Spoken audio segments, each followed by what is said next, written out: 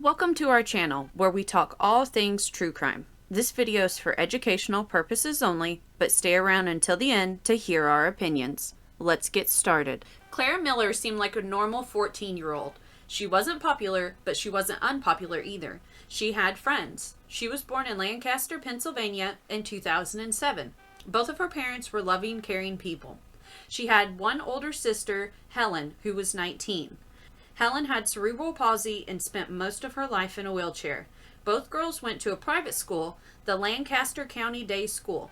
When they would get out of school, Claire would mostly stay in her bedroom and create TikTok videos. While most of her videos were harmless, they mostly just include her lip singing to sad pop songs and dancing around in her bedroom. Some of the other videos were her reenacting popular anime. She did have much more ominous videos on her account as well. Claire's TikTok has been taken down since her arrest. Once it got out that she had killed her sister, people flocked to her account and she had gained a lot more followers. People are curious about true crime, so this doesn't surprise me. TikTok users had already captured her videos before the account was deleted and started sharing her content on their pages. Again, this is not surprising. The problem is that there's a chance that videos that other people were sharing had nothing to do with Claire. With them posting content saying it's from her account, other people are going to share it too. There is a video of a bloody giraffe plushie and latex gloves in the snow. The capture usually claims that this video was taken and uploaded right after Claire had murdered her sister Helen. While this has been shared a ton, there's no proof that it came from Claire's page.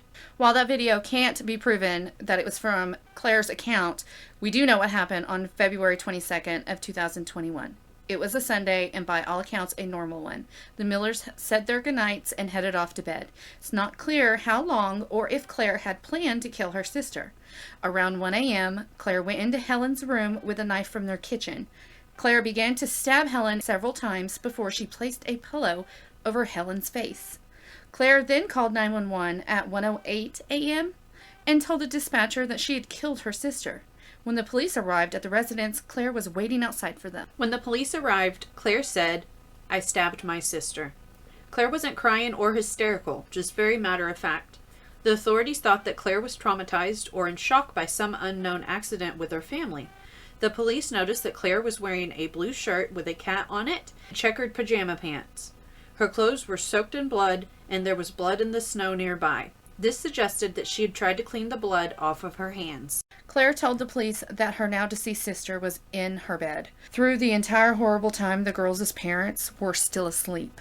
They had no idea what had taken place. Only when the police started to flood their house did they wake up to find that their disabled daughter was stabbed to death. This is terrifying. I couldn't even imagine the sheer terror they must have been feeling to find out that their daughter was stabbed and the person that did it was their other daughter. When the police went into Helen's bedroom, they noticed that the bed was covered in blood. One police officer removed the pillow from Helen's face and noticed that the kitchen knife was sticking out of her neck just above her chest. Helen's hands were up by her face. This is so unbelievably sad. This poor girl was completely helpless and couldn't even fight back. Police did try to resuscitate Helen while the emergency services were on their way. It was far too late, and Helen was pronounced dead at 4:13 a.m. Claire was then taken into custody and charged with murder. Claire made some very disturbing comments once she was in custody. The police had gotten her McDonald's, and her response was, "Ooh, McDonald's. I would have killed somebody sooner if I knew I was going to get McDonald's." Claire showed no emotions or appeared to be distraught in any way, according to John Martin, a police officer that watched her from her juvenile detention cell. She was quiet until a text notification sound was heard from the police officer's phone. It was the theme song from the 1978 Halloween horror movie. She then started talking about how much she loved horror movies, including this Halloween movie.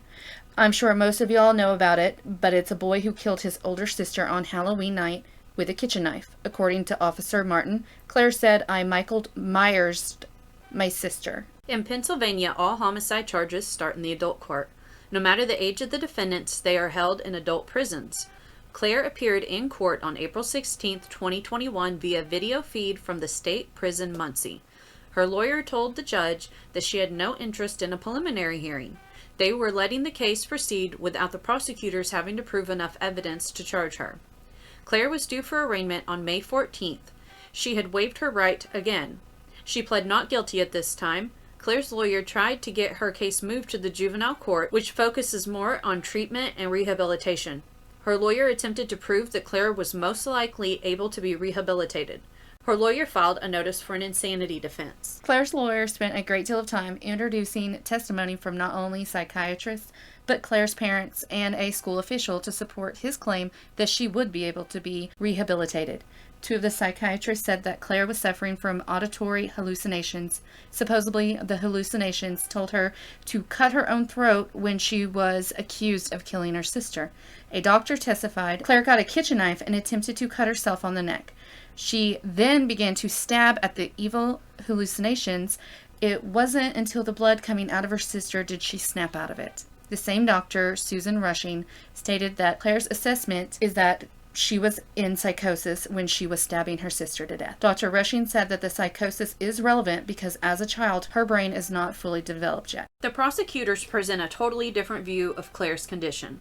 They used police officers and their own psychiatrists. A forensic psychiatrist by the name of John O'Brien said he was not able to find any consistencies so he could diagnose Claire.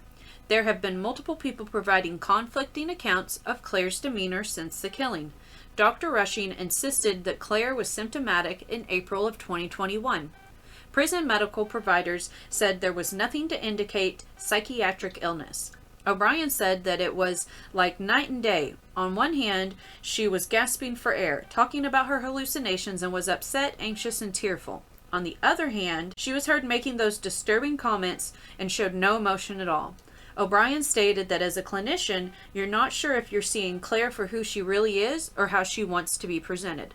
Dr. Rushing and another doctor both diagnosed Claire with anxiety, major depressive disorder, and at the time of the killing, psychosis. They both said that Claire's illness were brought on by the COVID-19 pandemic, bullying at school, and gender dysmorphia. Because there is no definitive diagnosis, it is uncertain if Claire would be responsive to treatment.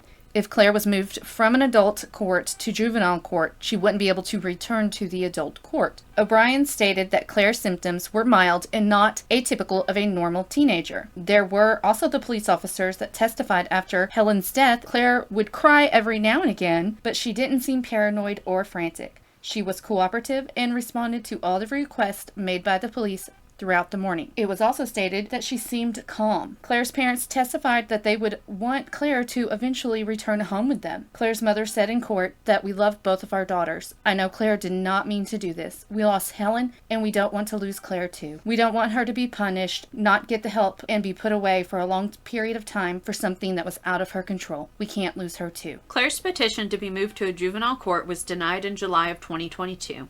She was ordered to be tried as an adult. On March 10th, 2023, Claire Miller finally pled guilty. She pled guilty to third-degree murder. She was ruled as mentally ill, but not mentally disabled. Claire was given 40 years, but she will likely spend as little as 12 and a half years. Claire is the first juvenile female to be placed in the Lancaster County Prison. She was then moved to Muncie State Prison. She is among the youngest defendants charged with criminal homicide in central Pennsylvania in recent memory. Initially, I think most of us would assume that Claire had covered her sister's face with the pillow out of remorse or possibly not being able to look at her sister's face. I know, that's what I was thinking. Like, it seems like she was trying to, like, not look at her. What is it, like? Disassociate. Disassociate, yes. So that she could do what she was doing, but it not affect her as much. Yeah. Sadly, this isn't the case. She had told police officers that she had put the pillow on her sister's face and held it down to make sure she was dead. Oh my god, that's terrible. There's also the speculations about why she would kill her sister. This ranges from her being jealous of the attention Helen got from their parents. Yeah, I mean, the parents would be, like, consumed with caregiving around the clock because she couldn't walk. I don't think she could even sit up straight in her chair. At least from the pictures that I saw, it looks like it has the, like, the shoulder piece that comes over her chest to keep her sitting up, upright. So, I mean, they would be, you know, just constantly caring for her. And I could see how, you know, maybe she felt like she was on the back burner, her needs weren't being met, but that doesn't excuse what she did either. Some people think that's why she had started a TikTok, was to get that attention from, like, peers or, you know, just people in general. Yeah. The other speculation or theory is that Claire was being made to take care of her disabled sister. Oh, like helping out the parents? Yeah. Like, hey, do this, or, get your sister I some don't- food. I need you to feed your sister or something. I don't know. I don't see her being forced to be like the main primary like caregiver. No, I don't see that either. Just at least like from what we saw. Yeah. Again, these are all just speculations, what could have happened. Mm-hmm. There's no evidence that was shown any truth to it. I mean, by all accounts, the Millers seem like a normal family. In my opinion, though, I think Claire Miller has more of an antisocial personality disorder, which is common with criminals and killers. I agree. Some of the comments that she made after the fact was really alarming. And I know some of her TikToks, I know like teens make TikToks where they're just like all angsty and, sad and moody, trying to make it artful. But some of the ones where she was in it, like where you could see her face, like some of those, you could see a darker side to her. Yeah. No, I agree. I mean, she just didn't really have any depth to her emotions. She was trying to be charming. Manipulative, yeah. She kind of had a flat affect, yeah. Right? Yeah, and I really doubt if she could be rehabilitated. Yeah, I don't know either. And, talking about, like, her, there was maybe, because they don't know why she did it. I mean, other than them saying that she had a psychotic break or she was in psychosis at the time that she did it. I couldn't see her parents making her care for her sister. I mean, her parents showed up to her trial and, they were in support of her, like, the entire time. Almost like not even making her take responsibility for what happened. And to me, those type of parents seem like they do everything for their children. Yeah. You know what I mean? So I couldn't see them making her be any kind of primary caregiver. No, I mean, both of them went to a private school. Yeah, and again, we don't know these people. Of course. We don't know the situation. We're just trying to wrap our head around what happened. The only time that Claire showed any true emotion is when she was sentenced. Because she was sad for herself, I bet. It's, that selfishness, which isn't uncommon with children, but again, she showed no remorse, she took no responsibility, and she basically only cared about herself. This brings us to the end of this case. Have y'all heard about this? What do you think? Do you think she was punished properly? Do you think she should have been charged in the juvenile court instead? Let us know in the comments. If you liked this video, please consider subscribing and turn on notifications for future videos. Until next time, stay safe.